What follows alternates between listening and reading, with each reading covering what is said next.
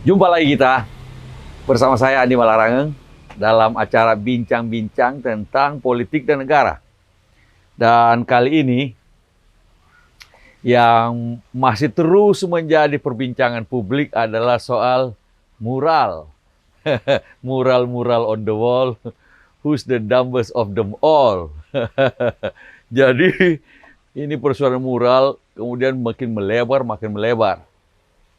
Tadinya ada 1, 2 mural, 3 mural barangkali yang nadanya ada sedikit kritis terhadap pemerintah atau negara atau yang sedang berkuasa. Lalu kemudian ditimpa, kita nggak bisa bilang dihapus, karena kalau dihapus itu pakai sesuatu menghapusnya kan. Ini ditimpa aja begitu dengan cat hitam, sehingga muralnya menjadi tidak kelihatan. Tapi persoalannya adalah justru dengan ditimpa dengan cat hitam, dihitamkanlah, malah menjadi viral. Yang tadinya mungkin tidak banyak yang tahu, paling orang-orang yang lewat di sekitar situ. Orang yang lewat sekitar situ paling berapa? Tapi begitu dihitamkan, dicat hitam, maka yang tadinya mural itu hanya diketahui orang yang lalu lalang di sekitar daerah itu, menjadi berita nasional, menjadi viral di media sosial. Hampir seluruh orang Indonesia, bahkan di luar negeri pun tahu tentang viral itu. Apalagi viral itu kan sudah difoto sebelum dihitamkan. Jadi kemudian fotonya itu melebar kemana-mana dan menjadi viral. Memang kemudian menjadi tanda tanya, apakah menghitamkan mural itu sesuatu yang efektif? Kemudian apakah dengan begitu bisa menghentikan gerakan para seniman-seniman yang kemudian menggunakan dinding-dinding publik atau yang ada di publik sebagai media untuk menyalurkan seninya, ekspresi seninya. Nah, mural adalah sebuah seni yang dilakukan di atas media dinding. Dia biasanya bersifat visual, nah itu berbeda dengan grafiti.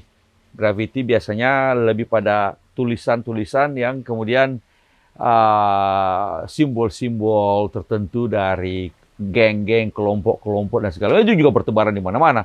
Tapi itu bukan mural. Mural ini lebih seni yang digunakan di dinding yang biasanya bersifat publik dan kemudian mengandung pesan-pesan tertentu. Banyak mural yang pesan-pesannya tidak ada hubungannya dengan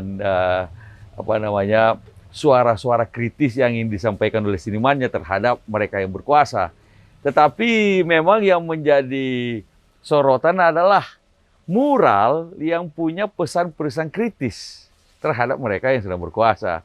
Contohnya misalnya mural yang sekarang jadi pembicaraan di mana-mana, walaupun bukan hanya itu sebenarnya, tapi yang kemudian dihitamkan, 404 not found, atau juga mural dipaksa sehat di negara yang sakit. Ada juga mural tentang ya Tuhan aku lapar misalnya. Nah, yang kemudian dihitamkan itu sehingga kemudian hasilnya adalah kita lihat bukannya orang tidak tahu, tapi justru malah melebar menjadi-jadi. Yang lebih menarik adalah bahwa karena mural itu adalah ekspresi dari seniman. Karena nggak mungkin bisa bikin mural kalau bukan seniman. Orang macam saya nggak punya kemampuan melukis. Ya kalau lukis abstrak boleh lah. Tapi kalau lukisan seperti mural gitu, pasti nggak mungkin kalau bukan seniman. Itu juga adalah ekspresi bagaimana seniman menyuarakan apa yang menjadi jeritan hati masyarakat sekitarnya.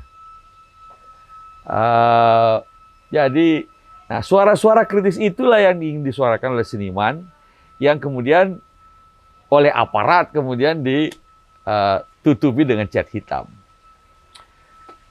Pertanyaannya juga kemudian adalah apakah menutupi cat hitam itu efektif? Nyatanya sebenarnya tidak efektif. Kalau dikatakan bahwa itu kan melanggar ketertiban umum, ya ini kan dinding orang, bukan dindingnya dia, bukan dinding nenek moyangnya, tiba-tiba digambari dan segala macam, dikasih tulisan-tulisan, gambar dan segala macam, apa boleh? Memang kalau dibicarakan tentang ketertiban umum, nggak boleh. Tetapi ada begitu banyak mural yang lain. Pertanyaan orang adalah begitu banyak mural yang lain, begitu banyak grafiti. Nggak dicat hitam tuh. Malah nggak, yang sama sekali nggak ada keindahannya. Hanya coret-coretan. Nggak dihitamkan. Tidak ada upaya aparat untuk menghitamkannya. Kenapa yang bersuara kritis? Hanya yang bersuara kritis yang dihitamkan.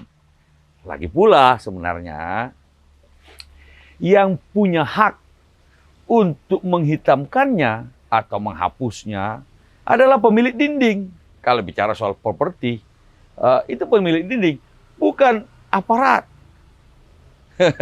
Jadi kalau itu dindingnya milik perseorangan, orang tersebut yang harus keberatan kalau dia keberatan.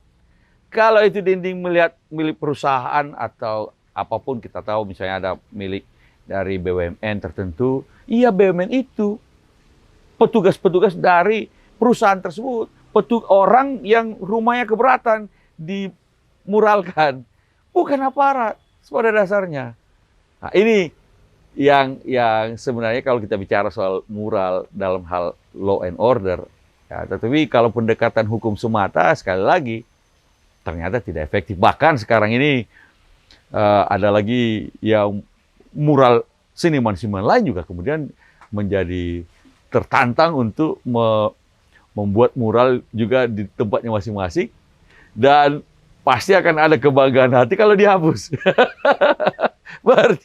Berarti pesannya sampai bahwa ada yang terganggu, ada yang merasa tidak nyaman dengan mural tersebut, dan itu yang mungkin juga menjadi tantangan bagi seniman-seniman tersebut. Bahkan saya dengar di Yogyakarta ada komunitas yang mengadakan lomba mural yang salah satunya kriterianya adalah yang mana yang paling duluan dihapus yang mendapatkan nilai tertinggi. Nah, ini kan menjadi pertanyaannya adalah menjadi apakah tindakan menghitamkan itu efektif apa tidak?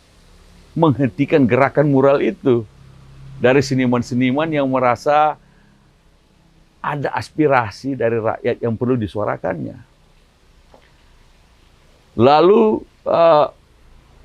kemudian mural makin menjadi-jadi di mana-mana, karena sekarang ini di seluruh pelosok Indonesia ada seniman-seniman yang juga peduli dengan lingkungannya dan kemudian membuat mural di tempatnya masing-masing.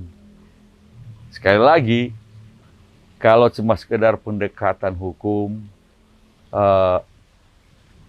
lalu kemudian juga orangnya dikejar, senimannya dikejar, dan kemudian diberi sanksi, saya rasa tidak akan efektif. Lebih tepat adalah kalau pemerintah berdialog dengan mereka, kemudian mencari tahu apa yang menjadi unek-unek para seniman tersebut, dan ya kalau tidak ini gerakan mural ini jalan terus. Dihitamkan lagi muncul di sebelah sana. Yang dihitamkan di sini muncul di sebelah sana lagi.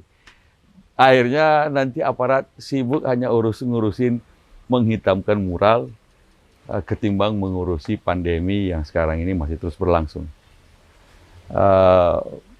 Ya sayang sekali kalau itu terjadi. Walaupun dalam satu sisi lucu juga. Sekali lagi,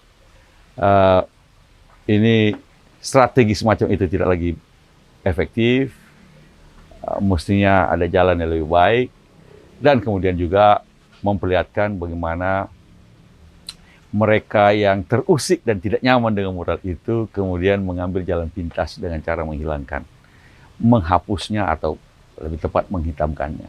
Sayang sekali kalau hal seperti ini berjalan terus, main kucing-kucingan, yang tidak perlu, kelucuan-kelucuan yang tidak perlu di masa pandemi ini.